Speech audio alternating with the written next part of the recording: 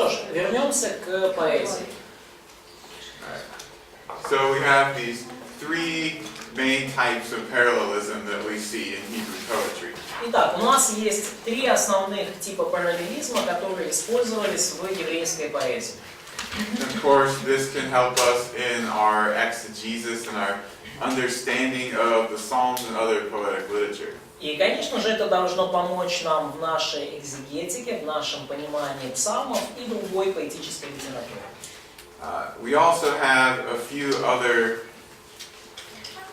markers or a few other poetry. Oh gosh, I cannot think of this word. И у нас также есть несколько других признаков, которые мы встречаем в поэзии. Okay, we have a few other structures in poetic literature. Или, иными словами, у нас есть несколько других структур в поэтической литературе.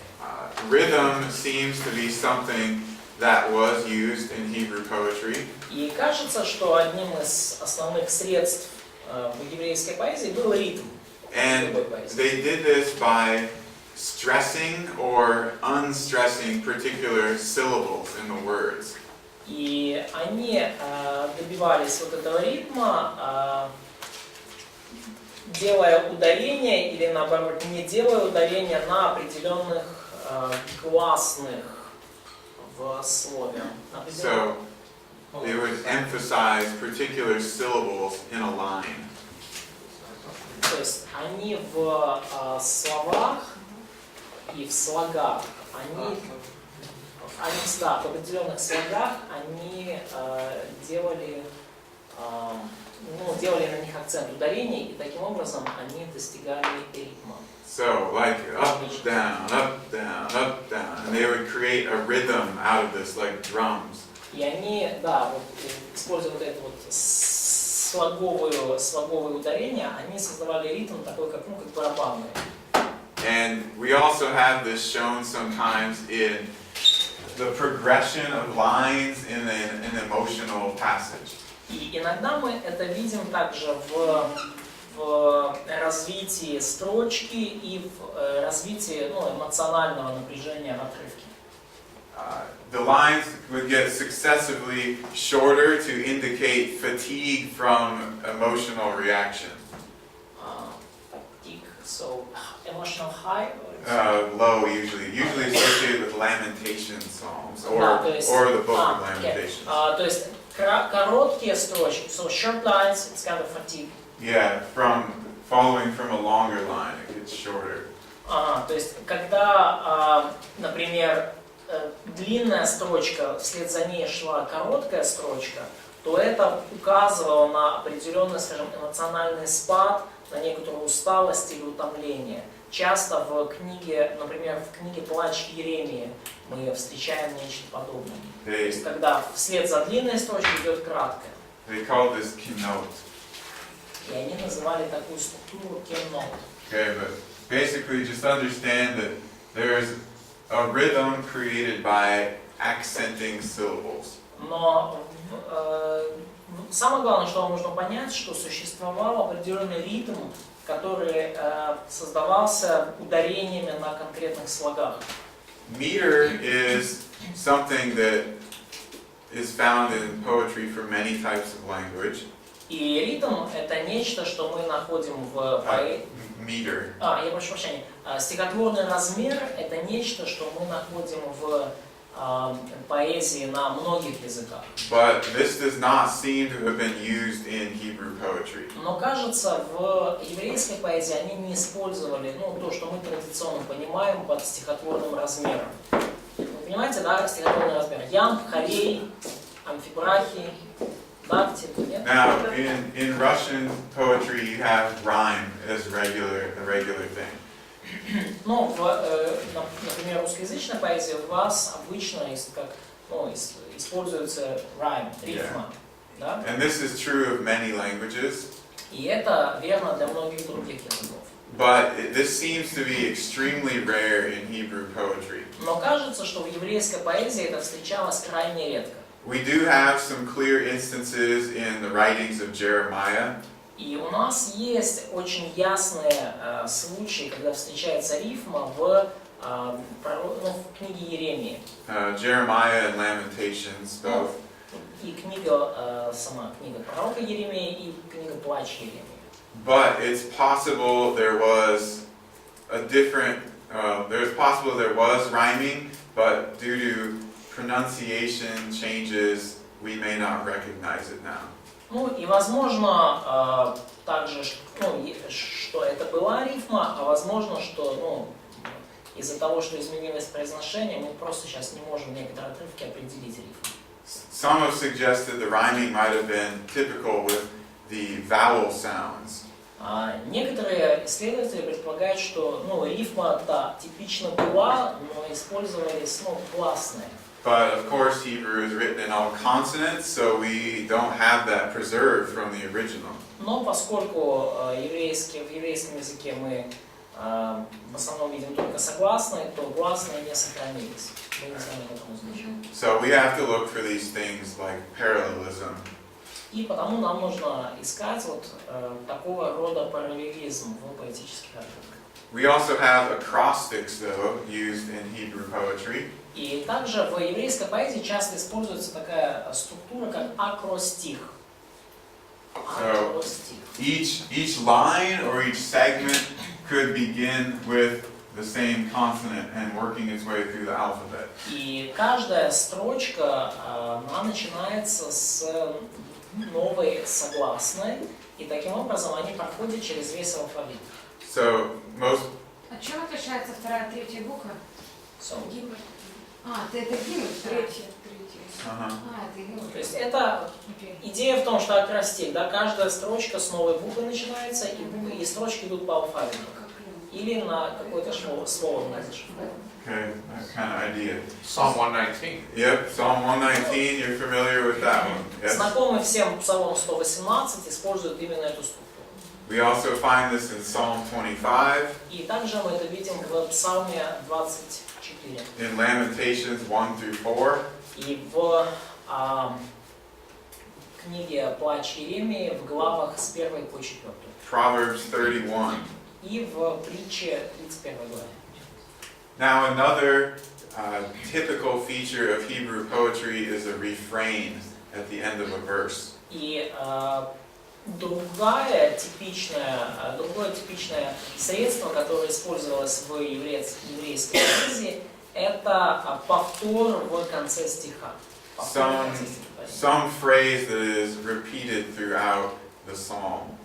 И даже некоторые фразы могли повторяться в течение псалма, некоторые фразы просто повторяются. In the case of Psalm 136, it's His love endures forever.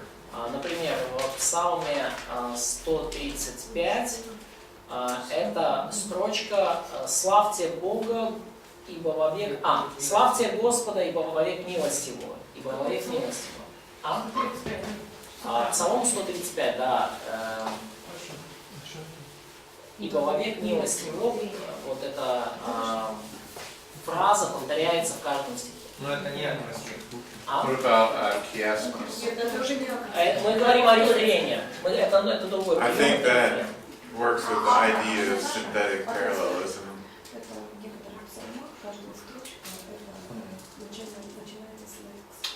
It's not as emphasized in poetry as it is in prose literature in Hebrew. Yeah, I agree. Да. Yeah. Да, но сейчас мы перед этим мы говорили о рефрене, когда повторяется какая-то фраза в каждом стихе. Let's look at a few terms that are often found in the Psalms. Давайте рассмотрим несколько терминов, несколько слов, которые часто встречаются в псалмах.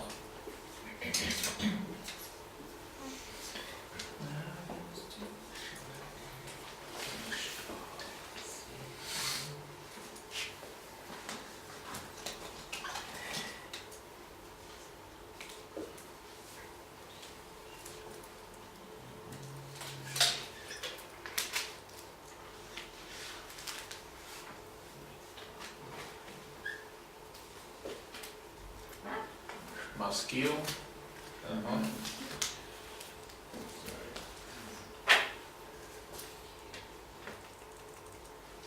Trying to write these as clearly as possible for you. Пытаюсь написать как можно яснее для вас.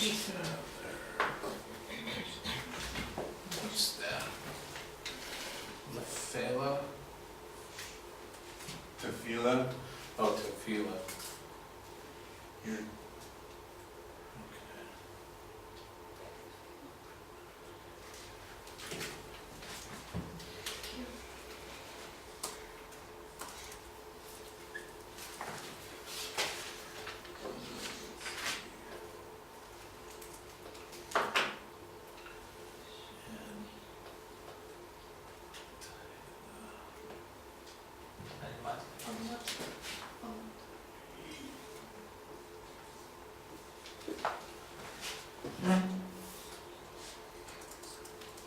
Alright, these are the main ones. Это самые главные слова, которые вам нужно знать. You're probably familiar already with most of them. И вы, наверное, уже знакомы с большинством из них.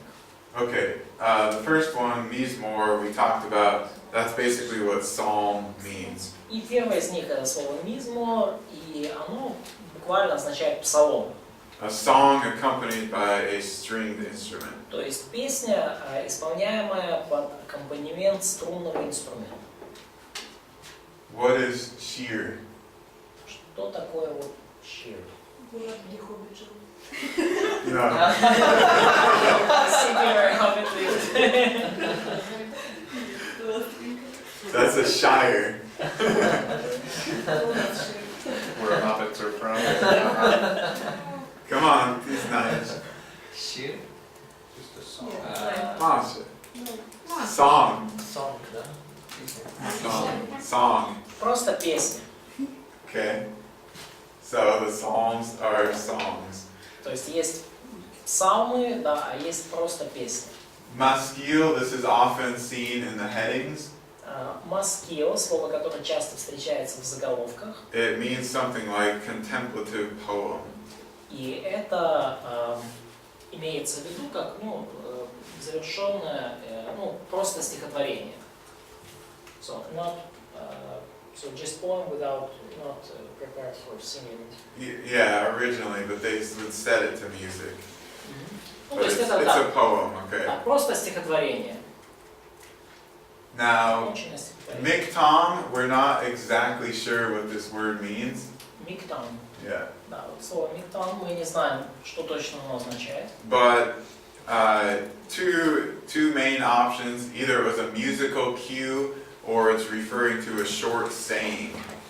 И есть два варианта. Либо оно связано с какой-то музыкальной пометкой, с каким-то музыкальным намеком или сигналом, либо это какое-то сокращение. Sort of the idea of like a one-sentence proverb, a two-sentence proverb, something like that. То есть, как идея one sentence proverb. Yeah, just, a short phrase or saying. Да, то есть краткое такое выражение, как, пословица или поговорка. Okay, tefillah, prayer. Тефила, Prayer. молитва. So that's often seen in the headings also. И это слово мы также часто видим в заголовках.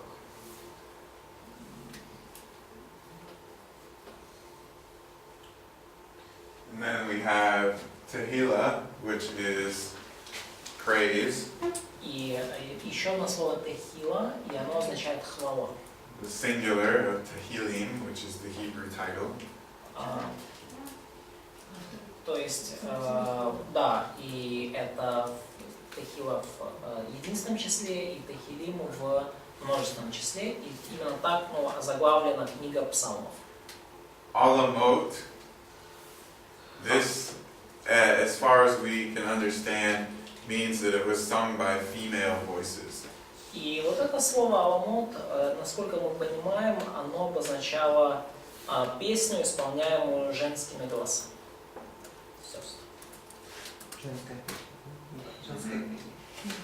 And then finally we have Selah. И последнее слово это слово села или села. It's in the Psalms 74 times. Оно встречается в псалмах 74 раза. It seems to indicate a pause, И кажется, что оно указывает на паузу. but we are not exactly sure of the meaning. Но мы не можем быть совершенно уверены в значении этого слова. Okay. Books of the Psalms? Like the division? Yeah, want me to do that? Yes, please. Okay. All right, let's look at the books of the Psalms and how we came to have 150 or 151 Psalms. И давайте посмотрим сейчас вот эти книги псалмов, разделение книги псалмов, и как у нас получилось, что вот есть вот 150 псалмов. So the Psalms are now divided into 5 books, 5 sections. Книга псалмов, на самом деле, она разделена на 5 книг или 5 разделов. These are going to be the Hebrew numbers. И это номера в еврейской Библии.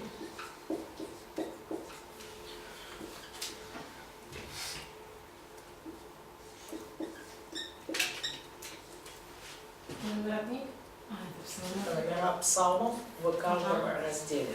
То есть это разделы в книге псалмов.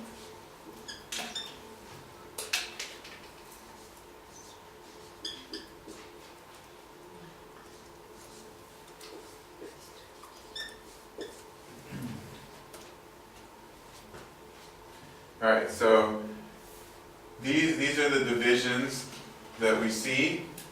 И вот это вот те разделения, которые мы видим.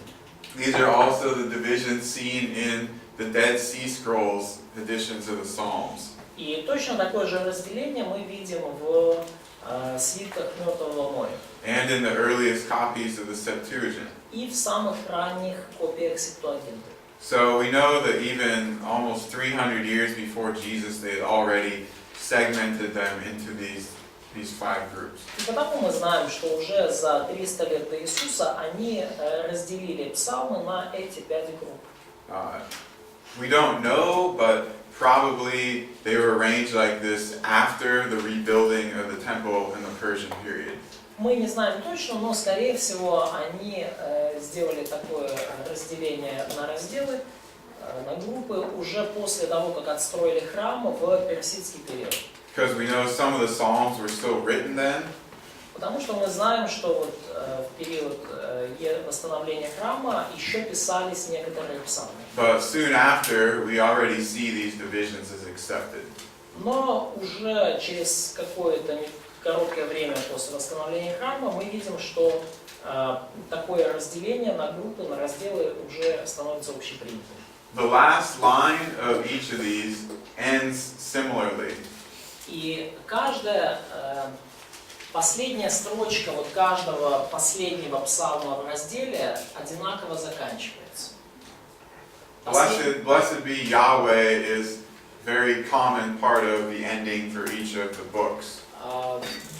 Благословен будет Господь, или благословен будет Яхве. Это очень такое общепринятое завершение такого вот каждого раздела. Благословен Господь Бог Израилев от века и до века. Это в Псалме 40. Studies on the groupings of the Psalms have suggested they might have been rearranged thematically by theme. И если мы исследуем вот эти вот разделения псалмов на группы, то мы можем прийти к выводу, что, возможно, они разделены по темам. And in many ways, the Psalms are almost like a mini Bible. Mini Bible. Yeah, like a Miniature Bible, sort of. There's ideas from the whole Bible fit into the Psalms. И вообще говоря, можно увидеть, что псалмы это своего рода мини-библия. То есть идеи со всей Библии, они собраны и вот сжаты в этих псалмах, в этих песнях. Now, originally, there probably was some different order than what we have today. И изначально, скорее всего, был какой-то другой порядок, чем тот, который есть у нас. Because we had separate books likely, but like the Psalms that Asaph wrote, the Psalms that David wrote. Потому что похоже, что мы видим отдельные книги могли иметь место, например, там, псалмы Асафа или псалмы сынов Кореевых, или псалмы Давида. The Psalms of Ascent, the going up Psalms. Или там псалмы или песни восхождения. But it seems that from the time of the minor prophets, like very late minor prophets, that this was the arrangement. Но кажется, что вот это разделение, которое вот у нас есть, оно случилось где-то во времена малых пророков, может быть, самых поздних из малых пророков. And then one last thing I want to talk about. И вот одна последняя вещь, о которой я бы хотел вам рассказать. Prophetic Psalms. Пророческие псалмы. We have many of these, but I just want to briefly talk about Psalm 22. У нас несколько таковых имеется, но я бы хотел кратко сказать про Псалом 21. Which is often called a psalm of messianic prophecy. И его часто называют мессианским псалмом или мессианским пророческим псалмом. And Jesus repeats the first line of this psalm when he's on the cross. И Иисус повторяет первую строчку этого псалма, когда висит на кресте. What does he say? Что он говорит? My God, why did you forsake me? Mm-hmm. Why have you Yeah. forsaken me? So David wrote this 1,000 years or so before Jesus is on the cross. И Давид написал этот псалом за 1000 лет до того, как Иисус оказался на кресте. And we have several psalms that have these prophetic sentences and utterings within them. И у нас есть несколько подобного рода псалмов, в которых есть пророческие предложения или утверждения. The entire psalm is not the same type of prophecy like something in Daniel where it's very clearly laid out. И то есть весь псалом вообще не является таким явным пророчеством, как, например, пророчество Даниила, где все ясно изложено и понятно, что это пророчество. But instead we have a sentence here and then a sentence here and a sentence here that it's in poetic language, but it's very clear once we see, in this case, the crucifixion. Но вместо этого мы видим, что вот, одно предложение здесь, одно предложение здесь, одно предложение здесь. И оно все становится очевидным, когда мы понимаем, что это речь идет о распятии. Now, there's a really interesting thing in Psalm 22, verse 16. И очень интересное мы можем наблюдение сделать в Псалме 21, стих 16. Точнее, 17. Let's read В that one. синодальном виде. «Ибо псы окружили меня, скопище злых обступило меня, пронзили руки мои и ноги мои». All right. That's about piercing hands and feet. Yes. Okay, so this looks like a very obvious reference or prophetic utterance of the crucifixion. Кажется, что это очень ясное пророческое изложение распятия. And unfortunately, some people who did not like that this was messianic, they tried to modify the Hebrew of this and change it into a completely different meaning. И, к сожалению, некоторые люди, которым не нравилось мессианское толкование, они попытались изменить, вот этот еврейский стих и сделать, придать ему совершенно другой смысл. And they turned it into something like a lion pinning somebody down. И они превратили это, они изобразили тот образ, что, как будто лев, повалил кого-то на землю и просто держит лапами. Well, when the scrolls of Qumran were found, people were interested to see how it was recorded there. И это все было до кумранских свитков.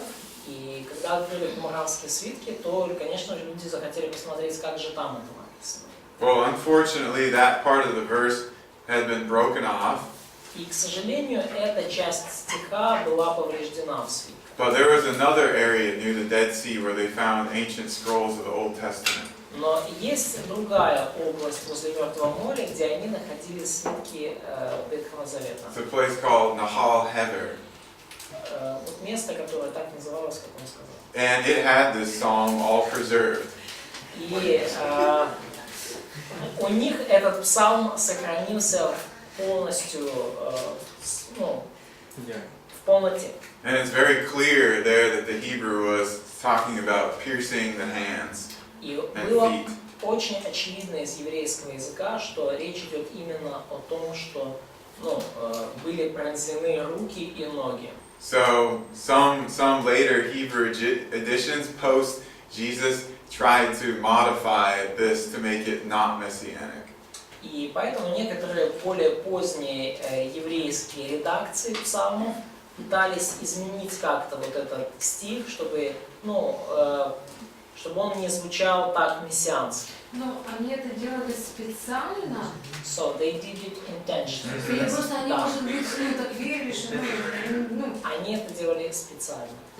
But we look at the earliest Hebrew text 200 years before Jesus, and it's clearly prophesying what would happen to him on the cross 200 years before. Да. И мы в самых древних свитках, которые у нас есть, которые за 2 столетия до Иисуса, мы читаем, что именно вот так записано, как вот, что пронзены руки. А изменить они хотели уже после Христа, да? Это So они they wanted to change it after Jesus. Yeah. Yes. Да. Because they knew that Christians, those who accepted Jesus, were looking back to some of these prophecies and showing, look, it's in the Old Testament.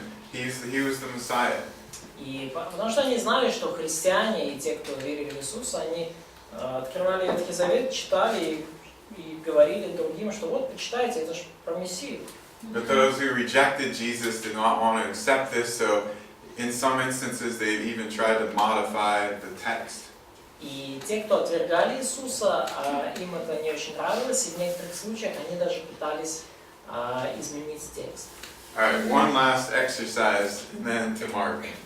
Одно последнее упражнение, и дальше слово будет дано. We're going to look at a comparison between prose and poetry in Hebrew and how they're clearly different.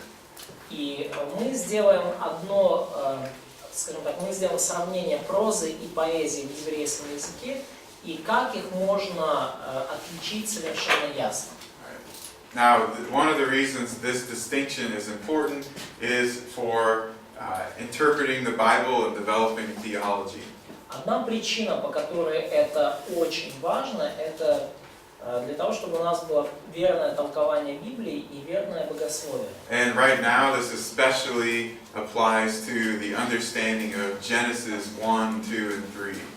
И в данный момент особенно это особо применимо к пониманию книги Бытие 1, 2, 3 глав. Some people have been trying to claim that the early part of Genesis is poetic or semi-poetic. И некоторые люди заявляли, что первые 3 главы Бытие, книги Бытие, это поэзия, или, как минимум наполовину поэзия. And then they say that because of that, well, they can interpret it very loosely. И из-за этого they interpret it loosely. Да. И потому что они считали, что это поэзия, они ее интерпретировали, толковали книгу очень, скажем так, не абстрактно, но ошибочно. They make it very flexible to their interpretation. Их толкование было очень гибким, чересчур гибким. And we've talked about before the theological consequences of manipulating Genesis 1 through 3. То есть они очень широко, так сказать, толковали, не точно и неопределенно. И мы уже говорили о том, насколько серьезные богословские последствия могут быть, если вы таким образом толкуете первые 3 главы книги Бытия. Alright, everybody, I want us to read Exodus 14. И я хочу, чтобы все из вас прочитали Everybody have a Bible or... книгу Исход, 14 главу. На русском? In Russian, yes. Yeah, we can do it in Russian. Да, мы можем это It сделать. still exhibits the point I'm trying to make. Все равно, даже на русском, та идея, которую я хочу показать, будет видна. Just read the first 11 verses. Прочитайте первые 11 стихов 14 главы книги Исход. Exodus 14, 1-11. Yes. Первые 11 стихов 14 главы книги Исход.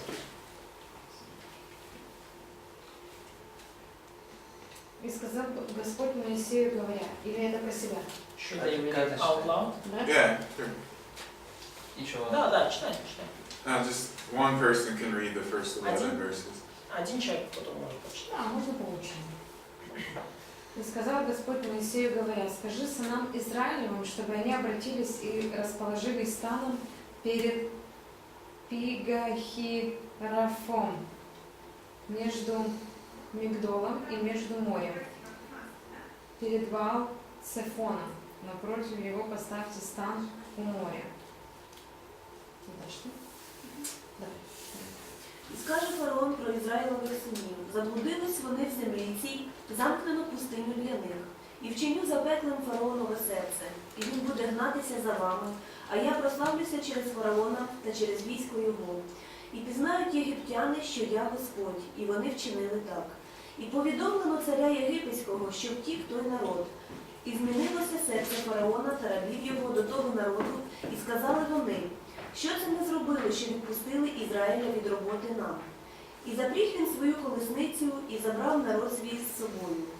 І взяв він 6 сотень добірних колесниць, і всі колесниці Єгипту, і трійкових над усіма ними. І Господь учинив запеклим серце фараона єгипетського царя, і він погнався за Ізраїлевими синами. Але Ізраїлеві сини виходили сильною рукою. І гналися єгиптяни за ними, уся кіннота, колесниці фараонові, і комонники його та військо його.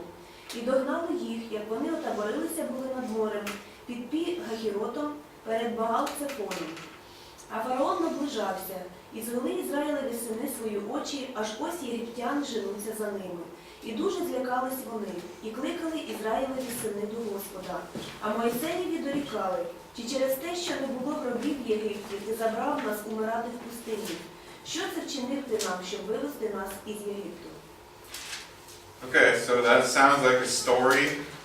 Звучит как история, проза, да? He's not repeating the same thing line after line or making these big contrasts. Он не повторяет одно и то же там строчку за строчкой, он не делает никаких контрастов особо.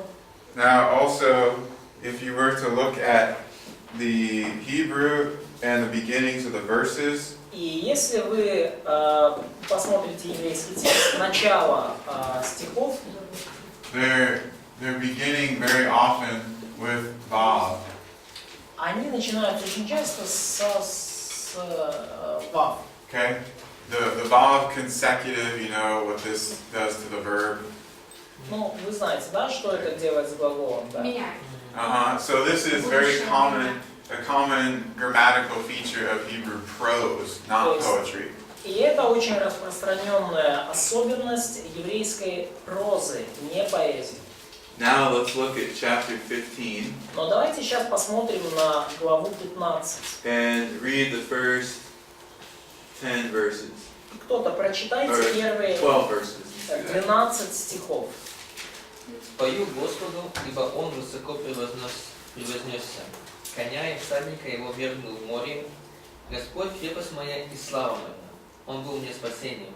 Он Бог мой, и прославлю Его. Бог Отца моего, и провознесу Его. Господь муж брони, и Его имя Ему. Колесницы с фараона и войско его вергнул он в море, и избранные военачальники его поток потонули в Черном море. Пучины покрыли их, они пошли в глубину, как камень. Десница Твоя, Господи, прославила силой. Десница Твоя, Господи, схватила врага. Величием славы Твоей Ты низложил восставших против Тебя. Ты послал гнев Твой, и он попалил их, как солому. От дуновения Твоего расступились воды, влага стала, как стена, огустели пучины в сердце моря. Враг сказал: погонюсь, настигну, разделю добычу. насытится ими душа моя, обнажу меч мой, истребит их рука моя. Ты дунул духом твоим и покрыл их морем, они погрузились, как свинец в великих водах. Кто, как ты, Господи, между богами? Кто, как ты, величественный святостью, достигшим хвалами, творец чудес? Ты простер десницу твою, поглотил ее земля. Alright, so you see there the parallelism, you see the figurative language. Вы видите здесь параллелизм, образный язык. These two chapters, they're telling the same story, but in two totally different ways. То есть эти две главы, они рассказывают одну и ту же историю, но совершенно разными способами. And if you look at this chapter in the Hebrew, И если вы смотрите на эту главу в еврейском тексте, at least the first 2/3 of the chapter, none of the lines begin with Vav. и как минимум 2/3 главы, ни одна первая строчка не начинается с «вав». Okay. So now you have basic understanding of what Hebrew poetry is like and how it's distinct from prose. И теперь у вас есть хотя бы общее представление о том, как выглядит еврейская поэзия и как она отличается от прозы. So now Mark's going to exegete the Bible with you. When do I finish? 10 minutes. Теперь Марк с вами будет Thanks for leaving me all that time. делать экзегезис Библии. I think maybe probably 20 minutes. Or 20. Yeah, 20 minutes. So Okay. maybe Better. well, that's not what it says. Right. Better. Do you have any psalms that are set to music that you know? Есть ли некоторые псалмы, которые положены на музыку и которые вы знаете и поете? 22-й. Psalm 22. 23. Psalm 23. 61-й Okay. есть. 116. Psalm 117. 138-й. Okay. Psalm 139. Покажи. Okay. Psalm 139. Yeah, 139. Okay. So who can quote from memory Psalm 23? Easy one. Кто может по памяти Псалом 22 процитировать? Господь Ой, Серёга. Давай, Сережа. пропастырь. Uh-huh. Можешь? Everyone, right? Все, да? Yeah. The Lord is my shepherd. Да, Господь есть пастырь мой. Okay. How does Psalm 139 begin? Как начинается Псалом 138? Lord, you have searched me and known me. Господь, ты испытал меня и знаешь. Mhm. Okay, but you remember that one, right? Но помните ли вы этот? Okay. Who remembers when you're listening to the radio and the first few musical bars of the song comes on and you remember all the words? Кто из вас вот так вот может, вы слушаете там по радио песню какую-то, буквально там несколько аккордов сыграли, и вы уже узнали песню, и вы можете все слова вспомнить? Ну, есть такие песни. There are some such songs. Yes, okay. I remember songs from 40 years ago. Я помню некоторые песни, которым лет 40 уже. When I hear the first little part on the radio, I can cite all the words to you. И когда я слышу там маленькую часть вступления, я уже сходу могу все слова выдать. And usually they're about really bad things. И обычно эти слова касаются не самых благочестивых вещей. Right. So what I'm saying is that music is very powerful in our memories. Что я хочу сказать? Музыка, она оказывает очень серьезное, мощное влияние на нашу память. Она хорошо запоминается, способствует запоминанию. And this is one of the reasons that they put this poetry to music. И это одна из причин, по которым они положили эти стихи, эту поэзию на музыку. So it's very easy to remember. И потому их стало намного проще запоминать. So let's turn to Matthew. Давайте откроем Евангелие от Матфея.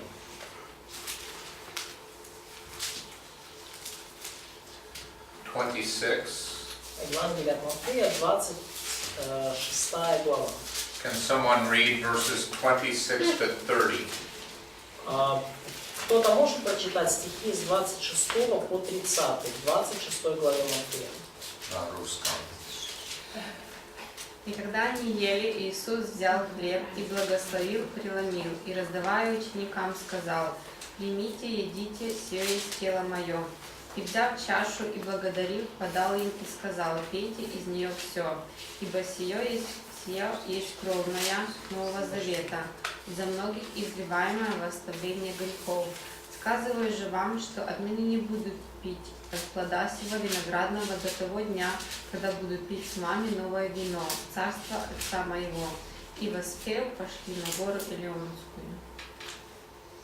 Who remembers what happens next? Помните ли вы, что случилось дальше? Что? What? Что? What Ну, happened мы next? уже сказали, потом Гефсимания, Петр уснул, все уснули. So then Его where взяли. Gethsemane, he prayed, Judah betrayed him, he was arrested, crucified. So then, Garden of Gethsemane, Да, Гефсиманский сад, да? arrest, Арест, trial, суд, death. смерть. Okay. So what's the last thing they did? They had sung a hymn and left. И что последнее, да, что последнее они сделали перед этим? Они воспели, спели гимн и пошли на гору. We don't know for sure what they sang, И мы точно не знаем, что они даже пели. but there was a tradition of singing Psalm 116 at the Passover meal. Но была традиция петь Псалом 116, это в русской Библии 114 и 115 вместе, во время пасхального ужина, пасхальной вечери. Okay, so someone please read Psalm 116, 1 through 4. Пожалуйста, прочитайте Псалом 114 с 1 по 4 стих. «Я радуюсь, что Господь услышал голос мой, моление мое, преклонил ко мне ухо свое, и потому буду призывать его во все дни мои. Объяли меня болезни смертные, муки адские постигли меня, я встретил тесноту и скорбь. Тогда призвал я имя Господне: Господи, избавь душу мою». Okay. Now imagine them reading this, И представьте себе их or читающих, singing, точнее, поющих. and then the next scene is in the Garden of Gethsemane. И далее они поют это в Гефсиманском саду. Okay. Let's go to Mark 14. Давайте откроем Марка 14 главу, Verse 36. стих 36. Марка 14, 36. Please read Прочитайте, пожалуйста. just 36. И говорил: «Ава, Отче, все возможно тебе, пронеси чашу сию мимо меня, но не чего я хочу, а чего ты». Да. What is the cup that Jesus is talking about? Что это за чаша, о которой говорит Иисус? Страдания. The cup of sufferings. And what sufferings, what might that include? И что могут включать эти страдания? На кресте, распятие, распятие. Crucifixion, Которые любили его. he is beaten. So, let's go to the book of Hebrews. И давайте откроем книгу «Послание к евреям».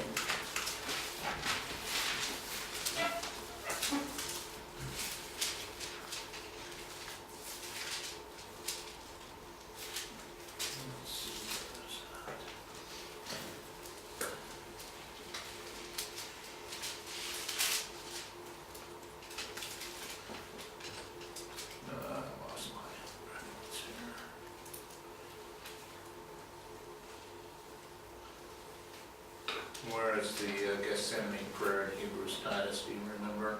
In Hebrews. Yeah. With vehement cries, he called out to God to save him from death. Um, I'll find it. Hebrews 5:7. Okay, there it is. 5:7. Someone read. Евреям 5:7. Прочитайте, пожалуйста, кто-то. Он в дни плоти своей с сильным воплем и со слезами принес молитвы и моления могущему спасти его от смерти, и услышан был за свое благоговение. Okay, now go back to Psalm 116. А теперь верните, пожалуйста, к Псалму, и сейчас, наверное, будет 115. And 1-4, and let's remember what we just talked about. 1-4, yes? Да. Псалом 114, с 1 по 4 стих. И помните то, о чем мы только что говорили. Я радуюсь, что Господь услышал голос мой, моление мое. Это получается говорит Христос, да? So that's the first line is, I love the Lord, for He heard my voice, He heard my cry for mercy. Преклонил ко мне ухо свое, и потому буду призывать его во все дни мои. So He returned His ear to me, I will call on Him as long as I live. Объяли меня болезни смертные, муки адские постигли меня, я встретил тесноту и скорбь. Тогда призвал я имя Господне, Господи, избавь душу мою. The cords of death entangled me, the anguish of the grave came upon me, I was overcome by trouble and sorrow. Then I called on the name of the Lord, O Lord, save me. So do you see that they sang this hymn at the Last Supper? То есть, видите ли вы, что они поют этот гимн на последней вечере? An hour later, Jesus was in the Garden of Gethsemane. И буквально час спустя Иисус был уже на Гефсиманской горе, в Гефсиманском саду. Praying to God to save him from death. Молясь Богу, чтобы тот спас его от смерти. Okay, did God answer Jesus' prayer? И Бог ответил на молитву Иисуса. Ответил ли Бог на молитву Иисуса? Did God. Окей. Ответил ли Бог на молитву Иисуса? По факту, может сказать, нет, оно не What? God didn't answer Jesus' prayer? Как? Бог не ответил на молитву Иисуса? по факту уже In рассказали. fact, no. God forsake him. А потом же было продолжение молитвы, но твоя воля да будет. Go to Hebrews 5:7. Но опять возвращаемся к Евреям 5:7. Услышал, но не ответил. He heard, but he didn't answer. Really? So Jesus is still in the tomb? То есть Иисус все еще в гробнице, да?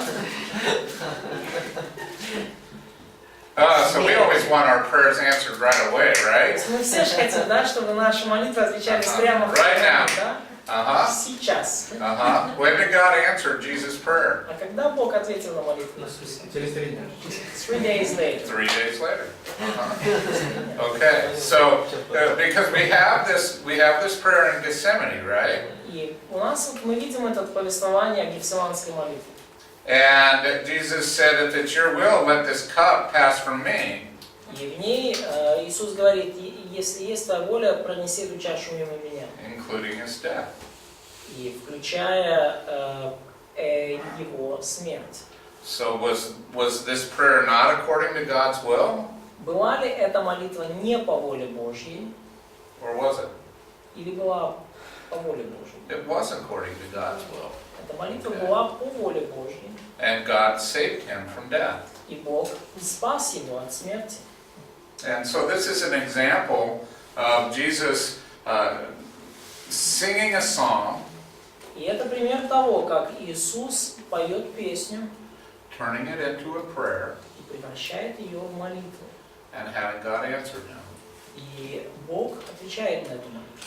And so I think this is a great example of how we should use the Psalms. И я думаю, что это великолепный пример того, как нам нужно использовать псалмы. Okay, and this is what I'm looking for as you write a final paper. И вот это то, чего я ожидаю от вас, когда вы пишете ваши итоговые работы за курс. To talk about the content of the passage that you choose. И Я хочу, чтобы вы написали о содержании того отрывка, который вы выберете. But then, how to make that into an application or a prayer. Но затем, чтобы вы превратили это в какое-то применение для себя или в молитву. And then, И затем you can not only use that for yourself, but in ministry to others. вы можете использовать это не только в служении самим себе, своей душе, но и в служении другим. Okay, let's go to Acts 16:25. Хорошо, давайте откроем Деяния 16:25. Someone read just verse 25. Кто-то прочитайте, просто 25 стих. Около полуночи Павел и Сила, молясь, воспевали Бога. Узники же слушали их. So do you remember what happened on this occasion in Philippi? А помните ли вы, что случилось в ту ночь в городе Филиппы? So, В тюрьме города Филиппы. when you get thrown in prison, that's the time to start singing psalms and hymns. Когда их посадили в тюрьму, вот это было самое время начать петь песни хвалы и поклонения. Or is it time to just be sad? Или это время погрустить. I got thrown into prison for my faith. Меня кинули в тюрьму за мою веру. Yeah. No, they're having the best time of their lives, I think. Не, я думаю, что это был один из лучших моментов в их жизни. Didn't they remember the words of Jesus? What are you supposed to do when you're persecuted? Помнили ли они слова Иисуса? Что нужно делать, если вы подвергаетесь гонениям? Радуйтесь. Joy. Да, радуйтесь. Right. Yeah, it's true. That's what you're supposed to do. Да, это правда, это именно то, что нужно делать. Let's go to Colossians 3:16. Давайте откроем Колоссянам 3:16. Let someone read. Давайте кто-то прочитает. Слово Христово да вселяется в вас обильно, со всякой премудростью научайте вразумлять друг друга псалмами, словословием и духовными песнями, в благодати воспевая в сердцах ваших Господу. So this verse, I'm not sure how it comes out in Russian, but in English it can be easily misunderstood. Я не знаю, как оно в русском звучит, но в английском его можно легко, скажем так, неверно истолковать. So, Andre, maybe you can write alongside.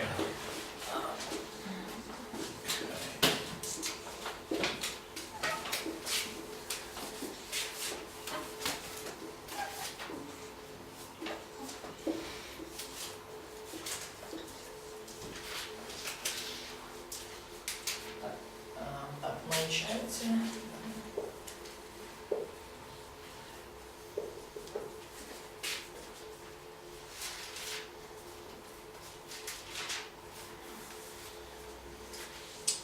So there are three things we are supposed to do so that the word of Christ dwells in us richly. Так, итак, Слово Христово да вселяется в вас обильно.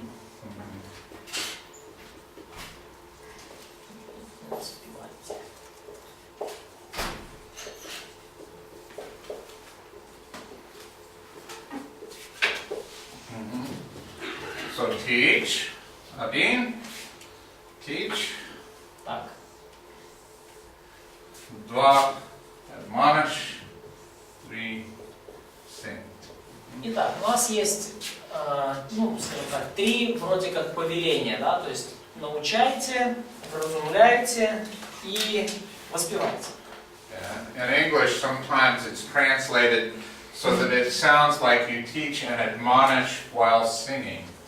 И в английском переводе оно звучит иногда так, что вы научаете и вразумляете во время, ну, в то время, когда воспеваете или поете. So I'm glad I don't have to sing all my lessons. И я так рад, что мне не надо петь всю мою лекцию. And you're probably glad as well. И я думаю, что вы, наверное, должны также радоваться. So one of the ways that we let the word of Christ dwell richly in us is by singing. И один из способов, которыми мы можем добиться того, чтобы Слово Христово вселялось в нас обильно, это как раз-таки через пение. So singing is not an option. И потому пение это не, ну, как можно делать, не что-то, скажем так, не один из вариантов. То есть не что-то, что мы можем хотим делать, хотим не делать. Okay. It says much the same thing in Ephesians 5:17-21. И примерно то же самое мы читаем в Ефесянам 5 главе с 17 по 20, 21, yes? Ephesians 5:17-21. Да, Ефесянам 5 глава с 17 по 21 стих. Okay, let's have someone read 17. Just read the whole thing. Прочитайте, пожалуйста, весь отрывок кто-то. Итак, не будьте нерассудительны, но познавайте, что есть воля Божья. И не упивайтесь вином, от которого распутство, но исполняйтесь духом, назидая самих себя псалмами и славословиями и песнопениями духовными, поя и воспевая в сердцах ваших Господу, благодаря всегда за все Бога и Отца во имя Господа нашего Иисуса Христа. Дальше. Повинуясь друг друга в страхе Божьем. So we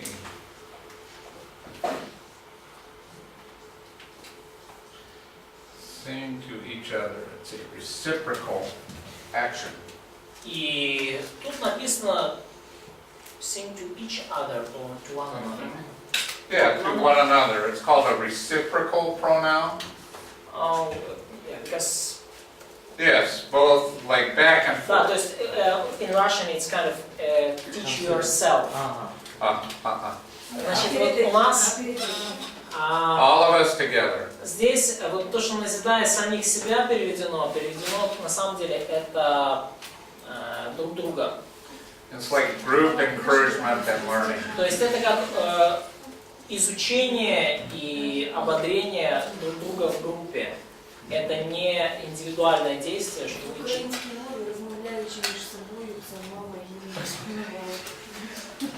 Но ведь самих себя, оно же может переводиться как и друг друга, как и самих себя. Но значение, оно может быть и таким, и таким. Ну, то есть у нас переведено как самих себя, и в принципе мы можем понять это и как самих себя, то есть в индивидуальном порядке, и как в группе. Да, Самих себя в группе обращаются. но это не совсем конкретно. Но в английском более конкретно, что speak to one another with psalms, да, то есть как в украинском, говорите друг другу псалмы.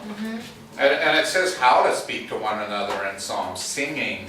И даже сказано, как говорить и как назидать друг друга псалмами, да, то есть воспевая. So these are some of the commands, and just one last thing. Это вот, кажется, выглядит как заповедь, да? It uses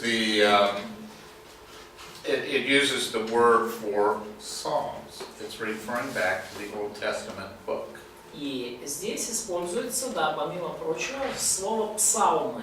И это как раз-таки здесь упоминается конкретно отсылка к ветхозаветной книге. Okay, let's take a break from lunch and take a few extra minutes, I think. Well, whatever. We're about on time. So, yeah, take a break from lunch. Друзья, сделаем перерыв на обед.